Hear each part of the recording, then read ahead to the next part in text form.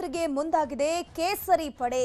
ಬಿಡದಿಯ township ವಿರೋಧಿಸಿ ಈಗಾಗಲೇ ಸಾಕಷ್ಟು ಪ್ರತಿಭಟನೆಗಳಾಗ್ತಾ ಇದೆ. ಸಾಕಷ್ಟು ರೈತ ಸಂಘದವರು ಕೂಡ ಪ್ರತಿಭಟನೆ ಮಾಡ್ತಾ ಇದೆ. ಇವರಿಗೆ ಕೇಸರಿ ಪಡೆ ಕೂಡ ಸಪೋರ್ಟ್ ಅನ್ನ ಕೊಡ್ತಾ ಇದೆ. ಈಗ ಬಿಡದಿ ಟೌನ್ಶಿಪ್ ವಿರೋಧಿಸಿ ಪಾದಯಾತ್ರೆಗೆ ಬಿಜೆಪಿಗರು ಸಜ್ಜಾಗಿದ್ದಾರೆ. ಬಿಜೆಪಿಯ ರಾಜ್ಯಾಧ್ಯಕ್ಷ ಬಿವೈ ವಿಜೇಂದ್ರ ಘೋಷಣೆ ಮಾಡಿರೋದು.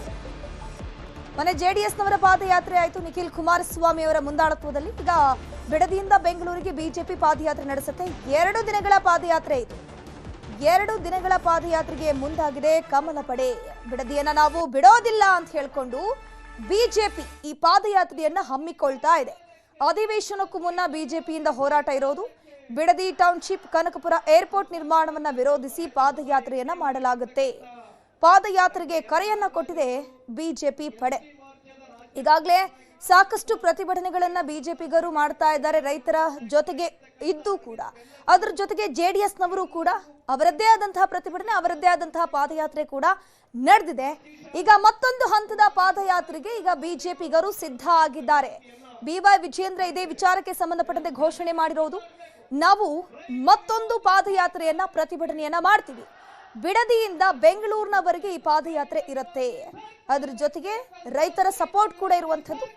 ಸೊ ಇಲ್ಲಿ ಸಾಕಷ್ಟು ಯೋಜನೆಗಳನ್ನ ವಿರೋಧಿಸಿ ಕನಕಪುರದಲ್ಲಿ ಏರ್ಪೋರ್ಟ್ ಇರ್ಬೋದು, ಹಾಗೆಯೇ ಬಿಡದಿಯ ಟೌನ್ಶಿಪ್, ಪ್ರಮುಖವಾಗಿ ಈ 2 ಯೋಜನೆಗಳನ್ನ ವಿರೋಧಿಸಿ ಈ ಒಂದು ಬೃಹತ್ ಪಾದಯಾತ್ರೆಯನ್ನ ಬಿಜೆಪಿಗರು ಮಾಡಲಿದ್ದಾರೆ. ಒಂದ್ ರೀತಿ ರಾಜ್ಯ ಸರ್ಕಾರಕ್ಕೆ ಬಿಸಿ ಮುಟ್ಟಿಸುವಂತಹ ಕೆಲಸ.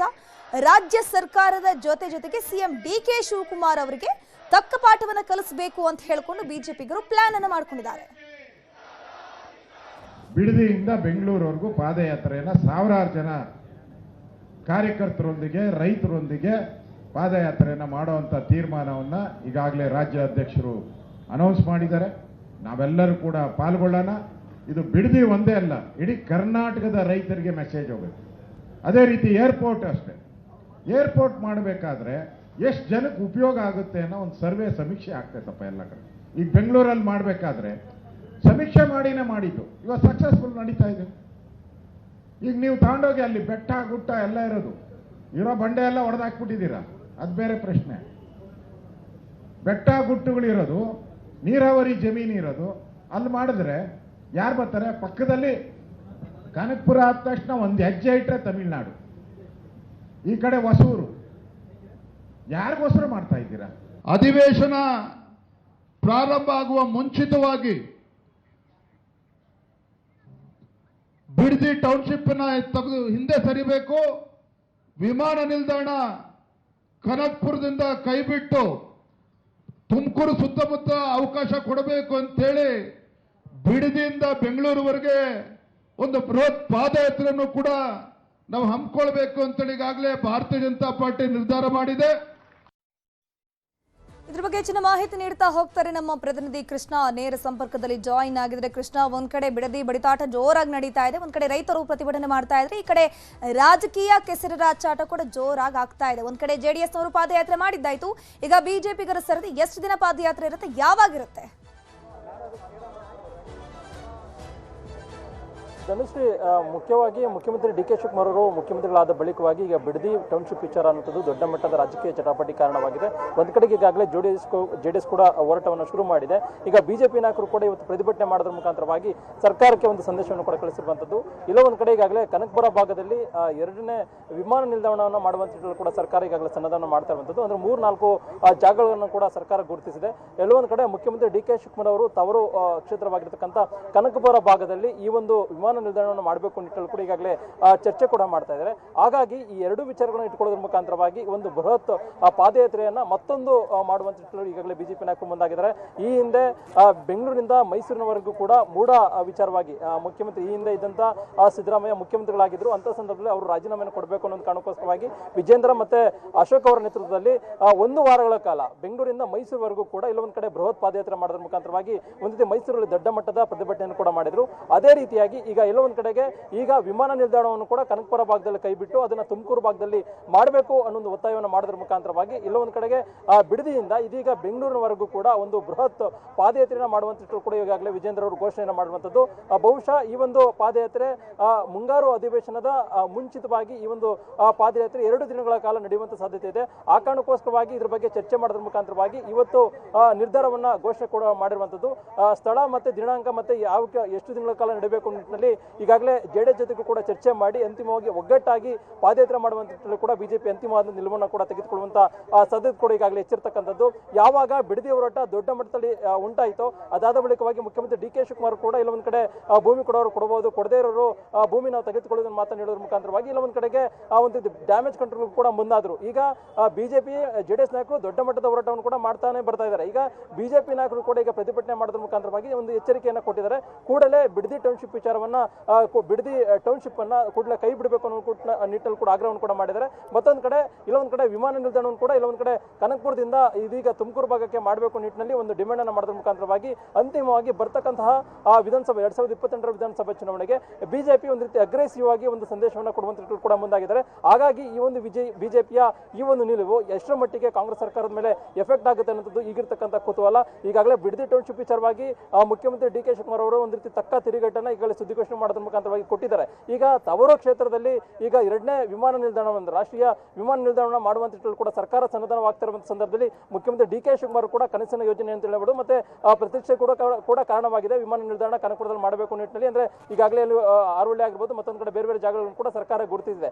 ಈಗ ಅಂತಿಮವಾಗಿ ಬಿಜೆಪಿ ನಾಯಕರ ಈ ಒಂದು ಪಾದಯಾತ್ರೆಗೆ ಮಣಿದು ಸರ್ಕಾರ ಯಾವ ರೀತಿಯ ನಿಲುವನ್ನು ತೆಗೆದುಕೊಳ್ಳುತ್ತೆ ಅನ್ನೋದು ಈಗಿರ್ತಕ್ಕಂಥ ಕುತೂಹಲ. ಅದೇನಿದ್ರು ಕೂಡ ಇವತ್ತು ಬಿಜೆಪಿ ನಾಯಕರು ಬಿಡದಿ ಟೌನ್ಶಿಪ್ ವಿಚಾರವಾಗಿ ಈಗ ಪ್ರತಿಭಟನೆ ಮಾಡೋದ್ರ ಮುಖಾಂತರವಾಗಿ ಅಂತಿಮವಾಗಿ ಮತ್ತೊಂದು ಪಾದಯಾತ್ರೆಗೆ ಅಂದ್ರೆ ಬಿಡದಿಯಿಂದ ಬೆಂಗಳೂರಿನವರೆಗೂ ಕೂಡ ಪಾದಯಾತ್ರೆ ಮಾಡುವಂತ ನಿಟ್ಟಿನಲ್ಲಿ ಈಗ ನಿರ್ಧಾರವನ್ನು ಘೋಷಣೆಯನ್ನು ಕೂಡ ಮಾಡಿರುವಂತದ್ದು. ಧನುಶ್ರೀ, ಕೃಷ್ಣ, ಆಗ್ಲಿ ನೀವು ಕೂಡ ಹೇಳಿದ್ರೆ ಏನಪ್ಪಾ ಅಂತಂದ್ರೆ ಡಿ ಕೆ ಶಿವಕುಮಾರ್ ಅವರು ಸಿಎಂ ಆಗಿ ಅಧಿಕಾರ ಸ್ವೀಕಾರ ಆದ್ಮೇಲೆ ದೊಡ್ಡ ಮಟ್ಟದಲ್ಲಿ ಸದ್ದು ಆಯ್ತು ಅಂತಂದ್ರೆ ಸಿಎಂ ಸಿದ್ದರಾಮಯ್ಯ ಆಗಿದ್ದಾಗ ಕಾಲದಲ್ಲೂ ಕೂಡ ಈ ಒಂದು ರಾಜಕೀಯ ಜಟಾಪಟಿ ಅಷ್ಟೊಂದ್ರ ಮಟ್ಟಿಗೆ ಇರಲಿಲ್ಲ. ಬಟ್ ಇಲ್ಲಿ ಓವರ್ ಆಗಿ ನೋಡ್ತಾ ಹೋಗೋದಾದ್ರೆ ಇಷ್ಟು ದಿನ ಬಿಡದಿ ಟೌನ್ಶಿಪ್ ಇತ್ತು, ಈಗ ಏರ್ಪೋರ್ಟ್ ಸುದ್ದಿ ಕೂಡ ಬರ್ತಾ ಇದೆ. ಸೊ ಬಿಜೆಪಿಗರಿಗೆ ಇಲ್ಲಿ ರಾಜ್ಯ ಸರ್ಕಾರದಕ್ಕಿಂತ ಡಿ ಕೆ ಶಿವಕುಮಾರ್ ಅವರೇ ಮೇನ್ ಟಾರ್ಗೆಟ್ ಆಗಿ ಹೋದ್ರಾ ಹೇಗೆ ಅಂತ? ಖಂಡಿತವಾಗ್ಲೂ ಧನುಶ್ರೀ, ಅದು ಸ್ಪಷ್ಟವಾಗಿ ಕಾಣಿಸ್ತಾ ಇದೆ. ಯಾವಾಗ ಪರಿಷತ್ ಚುನಾವಣೆಯಲ್ಲಿ ಬಿಜೆಪಿ ಪಕ್ಷದ ಶಾಸಕರೇ ಕಾಂಗ್ರೆಸ್ ಅಭ್ಯರ್ಥಿಗಳಿಗೆ ಮತವನ್ನು ಹಾಕಿದ್ರು, ಇದರಲ್ಲಿ ಮುಖ್ಯವಾದಂತಹ ರೂವಾರಿ ಪಾತ್ರವನ್ನು ವಹಿಸಿರುವಂತವರು ಮುಖ್ಯಮಂತ್ರಿ ಡಿ ಕೆ ಶಿವಕುಮಾರ್ ಅನ್ನೋದು ಗೊತ್ತಾಯಿತು.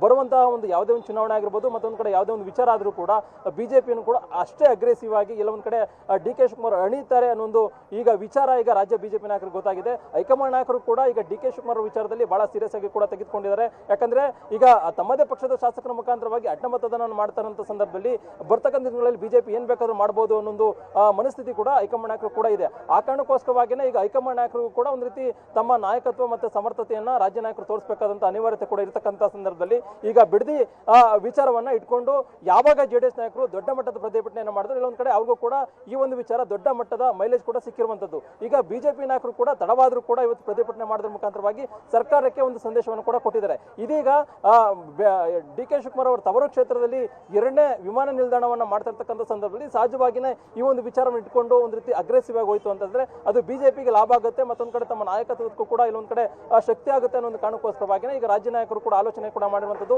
ಇದೇ ನವೆಂಬರ್ನಲ್ಲಿ ರಾಜ್ಯ ಬಿಜೆಪಿಯಲ್ಲಿ ಮಹತ್ವದ ಬದಲಾವಣೆ ಆಗುತ್ತೆ ಅನ್ನೋದು ಕೂಡ ಚರ್ಚೆ ಆಗ್ತಾ ಇದೆ. ಹಾಗಾಗಿ ಸಿದ್ದರಾಮಯ್ಯ ಅವರು ಹೋದ ಬಳಿಕವಾಗಿ ಡಿ ಕೆ ಶಿವಕುಮಾರ್ ಮುಖ್ಯಮಂತ್ರಿ ಆಗಿದ್ದಾರೆ. ಹಾಗಾಗಿ ಡಿ ಕೆ ಶಿವಕುಮಾರ್ ಅವರ ವಿರುದ್ಧವಾಗಿ ಒಂದಲ್ಲ ಒಂದು ವಿಚಾರ ಬಹಳ ಪ್ರಮುಖವಾಗಿ ಅವರ ಕ್ಷೇತ್ರಕ್ಕೆ ಸಂಬಂಧಪಟ್ಟಂತ ವಿಚಾರ ಈಗ ಬಿಡದಿ ಟೌನ್ಶಿಪ್ ವಿಚಾರ ಅನ್ನುವಂಥದ್ದು ಅವರ ಕನಕಪುರ ಪಕ್ಕದಲ್ಲ ಕ್ಷೇತ್ರ ಇರತಕ್ಕಂಥ ವಿಚಾರ ಈಗಾಗಲೇ ಅದರ ವಿರುದ್ಧವಾಗಿ ಕೂಡ ಹೋರಾಟವನ್ನು ಹಮ್ಮಿಕೊಂಡಿದ್ದಾರೆ.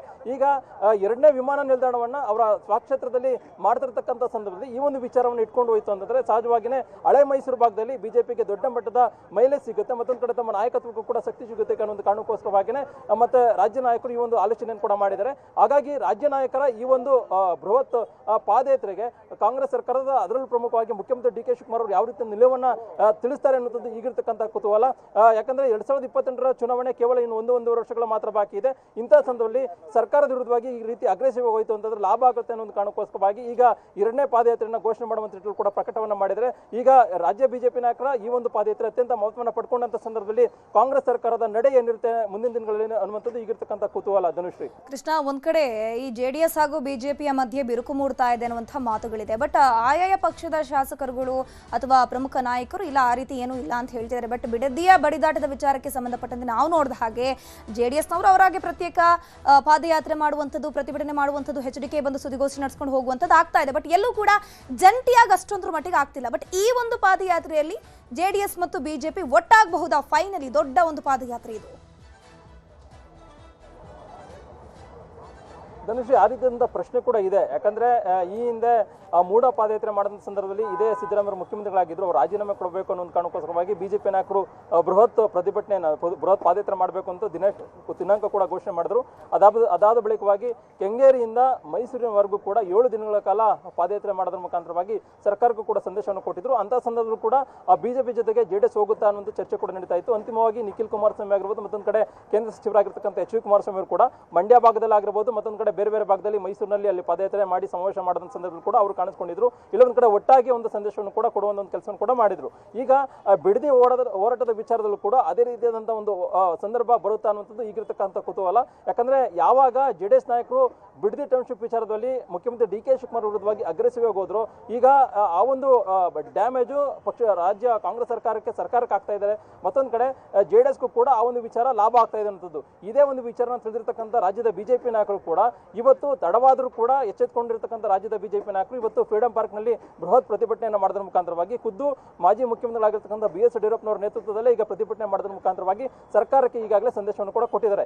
ಈಗ ಮತ್ತೊಂದು ಹಂತದ ಪಾದಯಾತ್ರೆ ಅಂದ್ರೆ ಬಿಡದಿಯಿಂದ ಬೆಂಗಳೂರುವರೆಗೂ ಕೂಡ ಪಾದಯಾತ್ರೆ ಮಾಡುವಂತ ರಾಜ್ಯ ಬಿಜೆಪಿ ನಾಯಕರೇನು ಈಗ ನಿರ್ಧಾರವನ್ನು ಘೋಷಣೆ ಮಾಡಿದರೆ ಇದಕ್ಕೆ ಜೆಡಿಎಸ್ ನಾಯಕರು ಯಾವ ರೀತಿಯಾಗಿ ಸಪೋರ್ಟ್ ಅನ್ನ ಮಾಡ್ತಾರೆ ಅನ್ನೋದು ಈಗಿರ್ತಕ್ಕಂಥ ಪ್ರಶ್ನೆ. ಈಗಾಗಲೇ ಜೆಡಿಎಸ್ ನಾಯಕರು ಬಿಡದಿ ಟೌನ್ಶಿಪ್ ವಿಚಾರದಲ್ಲಿ ಹೋರಾಟವನ್ನು ಕೂಡ ಮಾಡ್ತಾ ಇದ್ದಾರೆ, ರೈತರ ಪರವಾಗಿ ನಿಂತಿದ್ದಾರೆ. ಮತ್ತೆ ರೈತರ ಯಾವುದೇ ಒಂದು ವಿಚಾರದಲ್ಲೂ ಕೂಡ ಇಲ್ಲೊಂದು ಕಡೆ ದೊಡ್ಡ ಮಟ್ಟದ ಪ್ರತಿಭಟನೆ ಮಾಡೋದ್ರ ಮುಖಾಂತರವಾಗಿ ಮುಖ್ಯಮಂತ್ರಿ DK ಶಿವಕುಮಾರ್ ವಿರುದ್ಧವಾಗೂ ಕೂಡ ಸಮರವನ್ನು ಕೂಡ ಸಾರಿದ್ದಾರೆ. ಈಗ ಬಿಜೆಪಿ ನಾಯಕರು ಈಗ ಬಿಡದಿಯಿಂದ ಬೆಂಗಳೂರುವರೆಗೂ ಕೂಡ ಏನು ಪಾದಯಾತ್ರೆ ಘೋಷಣೆಯನ್ನ ಮಾಡಿದರೆ ಈ ಒಂದು ಪಾದಯಾತ್ರೆಗೆ ಜೆಡಿಎಸ್ ನಾಯಕರು ಯಾವ ರೀತಿ ಸಪೋರ್ಟ್ ಅನ್ನ ಕೊಡ್ತಾರೆ. ಒಂದ್ ವೇಳೆ ಏನಾದರೂ ಸಪೋರ್ಟ್ ಕೊಟ್ಟಂತ ಸಂದರ್ಭದಲ್ಲಿ ಬಿಜೆಪಿ ಮತ್ತೆ ಜೆಡಿಎಸ್ ನಾಯಕರು ಜಂಟಿಯಾಗಿ ಎಲ್ಲ ಒಂದು ಕಡೆಗೆ ಸರ್ಕಾರದ ವಿರುದ್ಧವಾಗಿ ಹೋರಾಟ ಮಾಡುವಂತ ಸಾಧ್ಯತೆ ಇದೆ. ಯಾಕಂದ್ರೆ ಈಗಾಗಲೇ ಕೇಂದ್ರ ಸಚಿವರಾಗಿರ್ತಕ್ಕಂಥ HD ಕುಮಾರಸ್ವಾಮಿ ಅವರ ಜೊತೆಗೆ ಈಗ ಕೇಂದ್ರದ ಬಿಜೆಪಿಯ ವರಿಷ್ಠ ನಾಯಕರು ಕೂಡ ಸಂಪರ್ಕದಲ್ಲಿದ್ದಾರೆ. ಏನೇ ತೀರ್ಮಾನಗಳಾದ್ರೂ ಕೂಡ ಕೃಷ್ಣ ಫಾಲೋ ಅಪ್ ಮಾಡ್ತಾ ಹೋಗೋಣ. ಥ್ಯಾಂಕ್ ಯು ತಮ್ಮೆಲ್ಲ ಮಾಹಿತಿ.